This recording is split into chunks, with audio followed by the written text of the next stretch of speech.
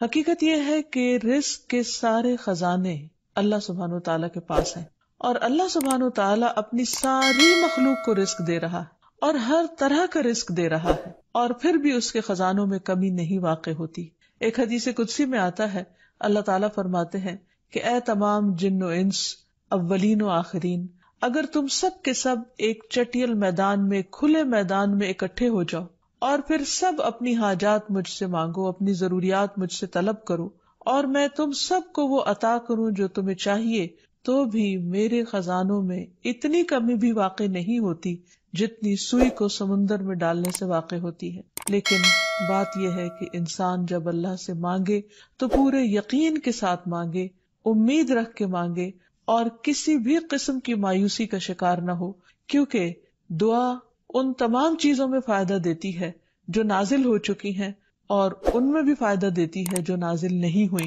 یعنی وہ تمام مشکلات جو انسان پہ پڑ چکی ہیں یا آئندہ آنے والی ہیں، ان دونوں کے سلسلے میں دعا کرنا انسان کو فائدہ دیتا ہے۔ لیکن یہ یاد رہے کہ دعا کی قبولیت کے لیے انسان اپنی طرف سے بھرپور کوشش کرے، اور اس میں ایک کوشش یہ کہ جب اللہ سے مانگے تو پہلے اللہ سبحانہ وتعالیٰ کی تعریف کے کلمات کہے، تسبیحات پڑھے، اور پھر اس کے ساتھ ساتھ درود شریف پڑھے۔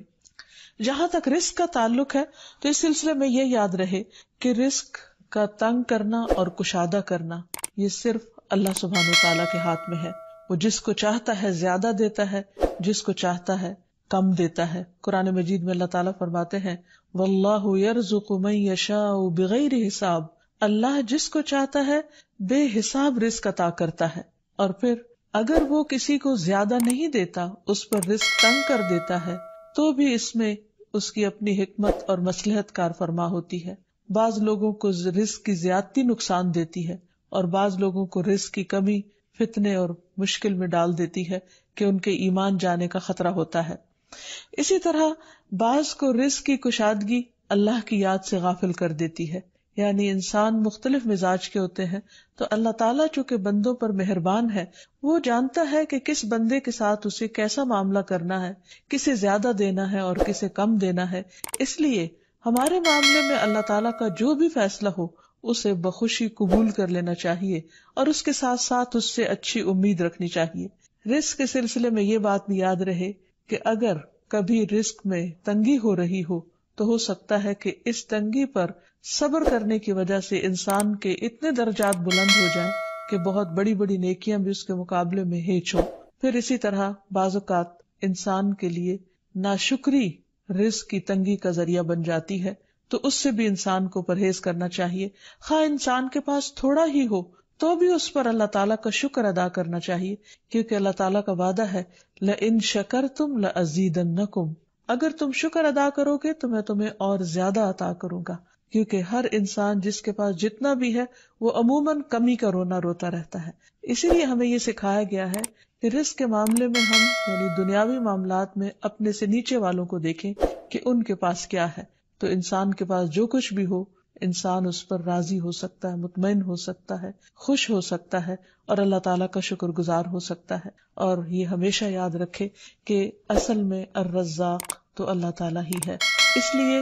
جب بھی رزق کے معاملے میں کسی بھی قسم کی کوئی مشکل ہو، اونچ نیچ ہو، تو فوراً اللہ تعالیٰ کی طرف انسان رجوع کرے اور اللہ تعالیٰ سے خوب خوب دعائیں کرے، کیونکہ وہ دعاؤں کا سننے والا ہے، قریب مجیب ہے، بہت قریب ہے، اور ہر بات کا جواب دیتا ہے۔ ایسا نہیں کہ وہ انسان کی دعا کو نظر انداز کر دیتا ہے، اور یہ تو اس کا خود حکم ہے، وَقَالَ رَبُّكُمُ ادْعُونِي أَسْتَجِبْ لَكُمْ، تمہارا رب کہتا ہے کہ تم مجھ سے مانگو تو میں تمہاری دعا قبول کروں گا۔ تو ہمیشہ ہمیں یہ یاد رکھنا چاہیے کہ رزق کی کنجیاں اللہ تعالیٰ کے پاس ہیں۔ فرمایا لَهُ مَقَالِيدُ السَّمَاوَاتِ وَالْأَرْضِ يَبْسُطُ الرِّزْقَ لِمَن يَشَاءُ وَيَقْدِرُ إِنَّهُ بِكُلِّ شَيْءٍ عَلِيمٌ، آسمانوں اور زمین کی چابیاں اسی کے پاس ہیں، وہ جس کے لیے چاہتا ہے رزق کشادہ کر دیتا ہے اور جس کو چاہتا ہے تنگ کر دیتا ہے، بلا شبہ وہ سب کچھ جاننے والا ہے۔ اور پھر تمام مخلوقات کے رزق کی ذمہ داری اسی پر ہے۔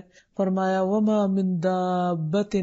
إِلَّا عَلَى اللَّهِ رِزْقُهَا، اور کوئی جاندار ایسا نہیں کہ جس کے رزق کا ذمہ اللہ کے اوپر نہ ہو۔ کوئی ایک چھوٹی سے چھوٹی چیونٹی اور اس سے بھی چھوٹی مخلوق، ان سب کو وہی کھلاتا اور پلاتا ہے، وہی زندگی دیتا ہے اور زندگی کے اسباب مہیا کرتا ہے، لیکن اکثر لوگ اللہ تعالیٰ کے اس اختیار سے لا علم ہے۔ اسی لیے اللہ تعالیٰ فرماتے ہیں قُلْ إِنَّ رَبِّي يَبْسُطُ الرِّزْقَ لِمَن يَشَاءُ وَيَقْدِرُ وَلَكِنَّ أَكْثَرَ النَّاسِ لَا يَعْلَمُونَ، کہہ دیجئے بے شک میرا رب رزق فراخ کرتا ہے جس کے لیے چاہتا ہے اور تنگ کر دیتا ہے، لیکن اکثر لوگ علم نہیں رکھتے، یعنی بہت سے لوگ اس حقیقت کو بھول جاتے ہیں، اور جب ان کے پاس زیادہ آتا ہے تو وہ سمجھتے ہیں کہ یہ ان کی محنت کا نتیجہ ہے، یہ ان کی کوششیں اور ان کے سمجھداری ہے جس کی وجہ سے ان کو زیادہ ملا ہے، اور اگر کسی کے پاس کم ہوتا ہے تو عموماً لوگ سمجھتے ہیں کہ یہ اس کی اپنی حماقت اور بے وقوفی کی وجہ سے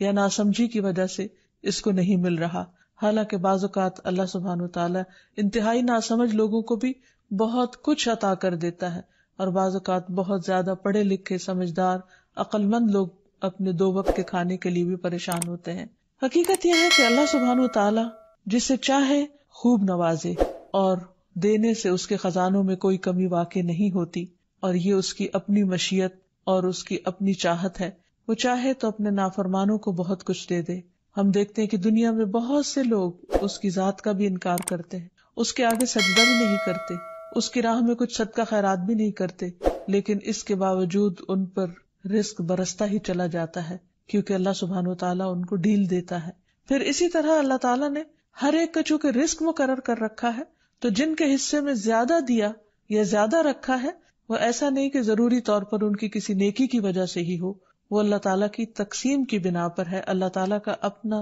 فیصلہ ہے جو اس کے حکمت پر مبنی ہے، جسے انسان نہیں جانتے، کیونکہ اللہ تعالیٰ نے ہر انسان کا رزق مقرر کر رکھا ہے، اور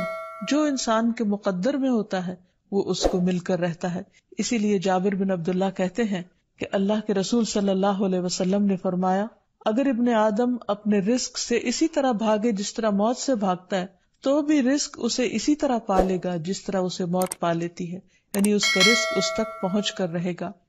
اس سلسلے میں ایک بہت اہم بات یاد رکھنے کی ہے کہ انسان رزق کے معاملے میں ہمیشہ اللہ تعالیٰ کی طرف رجوع کرے، اور کسی بھی پریشانی کی صورت میں غیر اللہ کی طرف رجوع نہ کرے، یعنی اپنے دکھ، تکلیف، پریشانی، اس کا داستان، اس کے بپتا صرف اللہ تعالیٰ کو سنائے، اسی سے دعائیں مانگے، اور یہ مت سمجھے کہ اللہ تعالیٰ نہیں سنتا تو وہ کسی اور کے در پر جا کر اپنی مشکل بیان کر کے اسے مشکل کشا سمجھتے ہوئے اس سے اپنی حاجات پوری کروا سکتا ہے۔ قرآن مجید میں اللہ تعالیٰ فرماتے ہیں وَاللَّهُ جَعَلَ لَكُم مِّنْ أَنفُسِكُمْ أَزْوَاجًا وَجَعَلَ لَكُم مِّنْ أَزْوَاجِكُمْ بَنِينَ وَحَفَدًا وَرَزَقَكُم مِّنَ الطَّيِّبَاتِ أَفَبِالْبَاطِلِ يُؤْمِنُونَ وَبِنِعْمَةِ اللَّهِ هُمْ يَكْفُرُونَ وَيَعْبُدُونَ مِن دُونِ اللَّهِ مَا لَا يَمْلِكُ لَهُمْ رِزْقًا مِّنَ السَّمَاوَاتِ وَالْأَرْضِ شَيْئًا وَلَا يَسْتَطِيعُونَ۔ اور اللہ نے تمہارے لیے خود تم ہی سے بیویاں بنائی، اور تمہارے لیے تمہاری بیویوں سے بیٹے اور پوتے بنائے، اور تمہیں پاکیزہ چیزوں سے رزق دیا، تو کیا وہ باطل کو مانتے ہیں اور اللہ کی نعمت کا انکار کرتے ہیں؟ اور وہ اللہ کے سوا ان کی عبادت کرتے ہیں جو نہ انہیں آسمانوں اور زمین سے کچھ بھی رزق دینے کے مالک ہیں اور نہ وہ طاقت رکھتے ہیں۔ تو اس آیت سے واضح طور پر پتہ چلتا ہے کہ اللہ کے رزق کے خزانے صرف ان کا مالک اللہ ہی ہے، اس کے علاوہ کوئی نہیں۔ اگر اللہ تعالیٰ کسی کو رزق نہ دے تو کوئی اور کچھ بھی نہیں دے سکتا، کیونکہ اللہ تعالیٰ نے ملکیت کے یہ سارے اختیارات اپنے پاس رکھے ہوئے ہیں، کسی اور کو نہیں دیے۔ جیسا کہ ایک اور آیت میں آتا ہے کہ انسان کو اللہ ہی کے ہاں رزق تلاش کرنا چاہیے۔ فرمایا انما تعبدون من دون اللہ اوثانا وتخلقون افکا ان الذین تعبدون من دون اللہ لا یملکون لکم رزقا فابتغوا عند اللہ الرزق واعبدوہ واشکروا لہ الیہ ترجعون۔ تم اللہ کے سوا چند بتوں ہی کی تو عبادت کرتے ہو اور تم سراسر جھوٹ گھڑتے ہو، بلا شبہ اللہ کے سوا جن کی تم عبادت کرتے ہو تمہارے لیے کسی رزق کے مالک نہیں، سو تم اللہ کے ہاں ہی رزق تلاش کرو اور اسی کی عبادت کرو اور اس کا شکر کرو، اسی کی طرف تم لوٹائے جاؤ گے، یعنی اسی نے تمہیں پیدا کیا، وہی تمہیں رزق دیتا ہے، اسی کی طرف تمہاری واپسی ہے۔ اس لیے تم نہ اللہ کے سوا کسی اور کی عبادت کرو اور نہ ہی اس کے آگے ہاتھ پھیلاؤ اور نہ اس سے توقع رکھو کہ وہ تمہیں کچھ دے گا،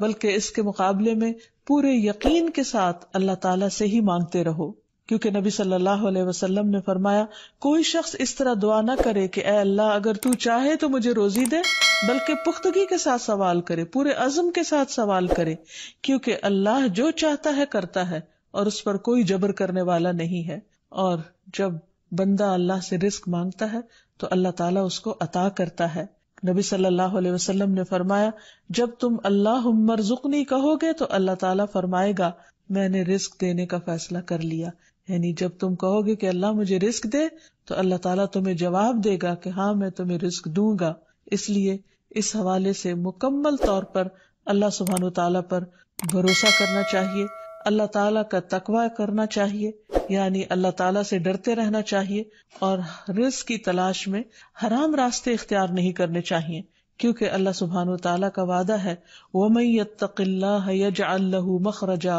وَيَرْزُقْهُ مِنْ حَيْثُ لَا يَحْتَسِبُ، جو اللہ کا تقوی اختیار کرے گا اللہ تعالیٰ اس کے لیے مشکل سے نکلنے کی کوئی راہ ضرور بنا دے گا، اور اس کو وہاں سے رزق عطا کرے گا جہاں سے وہ سوچتا بھی نہیں ہوگا، یعنی اس کا وہم و گمان بھی نہیں ہوگا، اس کا خیال بھی نہیں ہوگا۔ اللہ تعالیٰ غیب سے ایسے اسباب پیدا کر دے گا جن کے بارے میں انسان نے کبھی سوچا نہ ہوگا، لیکن شرط یہ ہے کہ جب انسان کے اوپر آزمائش کا وقت ہو تو اس وقت وہ اللہ تعالیٰ سے حلال ہی کو طلب کرتا رہے اور پریشان ہو کر حرام راستے اختیار نہ کرے۔ اللہ تعالیٰ کا وعدہ ہے کہ اگر کوئی اللہ سے ڈرتا ہے، اللہ کی اطاعت کرتا ہے، اللہ کی نافرمانی سے بچتا ہے، تو پھر ایسی صورت میں اللہ تعالیٰ اس پر آزمائش کے ختم ہونے کے بعد آسمان و زمین سے برکتوں کے دروازے کھول دے گا۔ فرمایا وَلَوْ أَنَّ أَهْلَ الْقُرَىٰ آمَنُوا وَاتَّقَوْا لَفَتَحْنَا عَلَيْهِمْ بَرَكَاتٍ مِّنَ السَّمَاءِ وَالْأَرْضِ، اور اگر یہ بستیوں والے ایمان لے آتے اور اللہ کا تقوی اختیار کرتے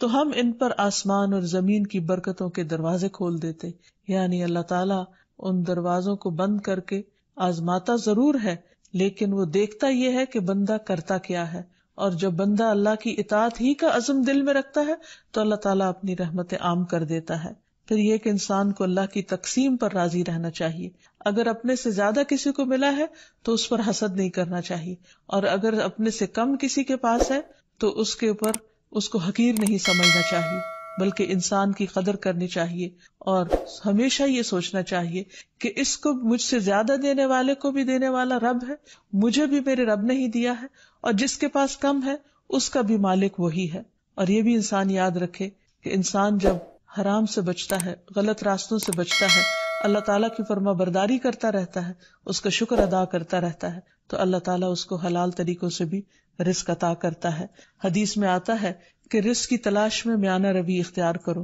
یعنی بہت ڈیسپریٹ نہ ہو جاؤ، اللہ تعالیٰ ضرور دروازہ کھولے گا۔ کہیں ایسا نہ ہو کہ رزق کا مؤخر ہونا یعنی ڈیلے ہونا تمہیں اس بات پر اکسا دے کہ تم اللہ تعالیٰ کی نافرمانیاں کرنے لگو، یعنی نافرمانی کے ذریعے اس کا رزق تلاش کرو۔ یاد رکھو جو کچھ اللہ تعالیٰ کے پاس ہے وہ اس کی اطاعت سے ہی حاصل کیا جا سکتا ہے، اور اس سلسلے میں خصوصی طور پر استغفار بہت کارآمد ہے کہ انسان اپنے گناہوں کی معافی مانگتے ہوئے اللہ تعالیٰ سے رزق کے لیے دعا کرے، پھر اسی طرح رشتہ داروں کے ساتھ اچھا سلوک کرے، کیونکہ نبی صلی اللہ علیہ وسلم نے خاص طور پر یہ بات فرمائی ہے کہ جو شخص یہ چاہتا ہے کہ اس کی عمر دراز ہو اور اس کے رزق میں وسعت ہو تو اسے چاہیے کہ وہ صلہ رحمی کرے، یعنی اپنے رشتہ داروں کے ساتھ اچھا سلوک کرے۔ یعنی جس نیکی کا اجر انسان کو دنیا میں بہت جلد مل جاتا ہے ان میں سے بہت اہم نیکی صلہ رحمی ہے، والدین کے ساتھ حسن سلوک ہے۔ ایک حدیث میں آتا ہے کہ کچھ گھرانوں کے لوگ جو فاسق و فاجر بھی ہوتے ہیں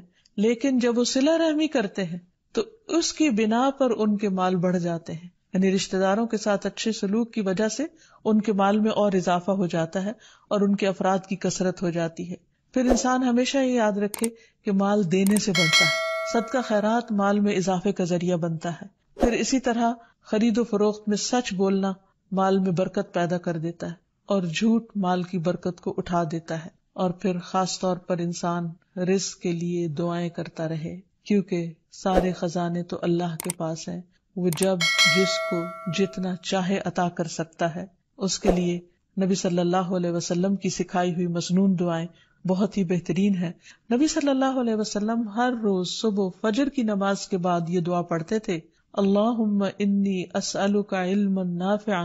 ورزقا طیبا وعملا متقبلا.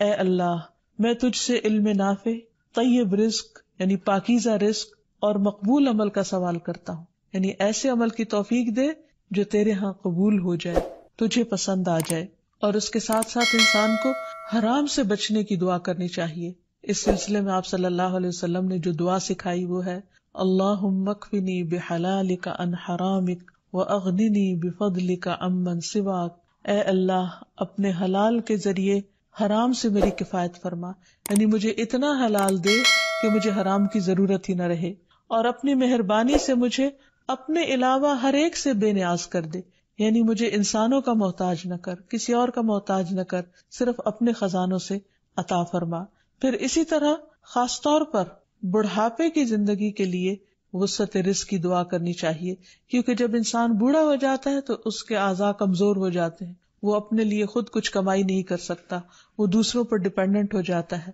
تو اس وقت وسیع رزق کی دعا سکھائی گئی. فرمایا اللہم اجعل اوسع رزقک علی عند کبر سنی وانقطاع عمری. اے اللہ جب میں بوڑھا ہو جاؤں اور میری عمر ختم ہونے لگے تو میرے رزق کو وسیع کر دے. اور رزق کی دو بڑی قسمیں ہوتی ہیں، ایک وہ رزق جو ظاہری طور پر جسموں کی غذا بنتا ہے یا انسان کی مادی ضروریات پوری کرتا ہے، اور دوسرا روحانی رزق، اور وہ رزق جو انسان کے غم ہم کو دور کرتا ہے، یعنی لوگوں کی محبت اور توجہ، اور خاص طور پر بڑھاپے میں اولاد اور رشتہ داروں کا قریب ہونا، پاس ہونا، یہ انسان کی بنیادی ضرورتوں میں سے ہے. تو انسان جب خود کچھ کرنے کے قابل نہ رہے، ہاتھ پاؤں ہلانے کے قابل نہ رہے، تو عموماً وہ لوگوں پر ایک بوجھ بن جاتا ہے، اور یہ چیز انسان کے لیے بہت پریشانی کا باعث ہوتی ہے. انسان جب جوان ہوتا ہے، بہت کچھ کما رہا ہوتا ہے، تو سب اس کو لک فارورڈ کرتے ہیں، سب اس سے محبت کرتے ہیں، سب اس کے پیچھے جاتے ہیں، کیونکہ اس کی ذات سے لوگوں کو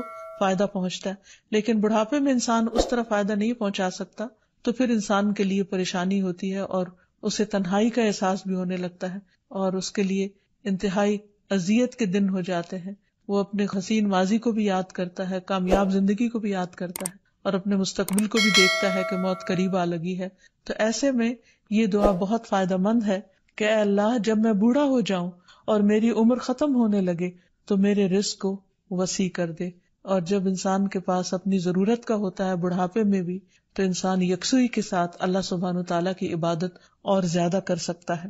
اسی طرح اپنے لیے اور اپنی اولاد کے لیے وسیع رزق کی دعا کرنی چاہیے، جیسے ابراہیم علیہ السلام نے دعا کی تھی ربنا انی اسکنت من ذریتی بواد غیر ذی زرع عند بیتک المحرم ربنا لیقیموا الصلاة فاجعل افئدة من الناس تهوی الیہم وارزقهم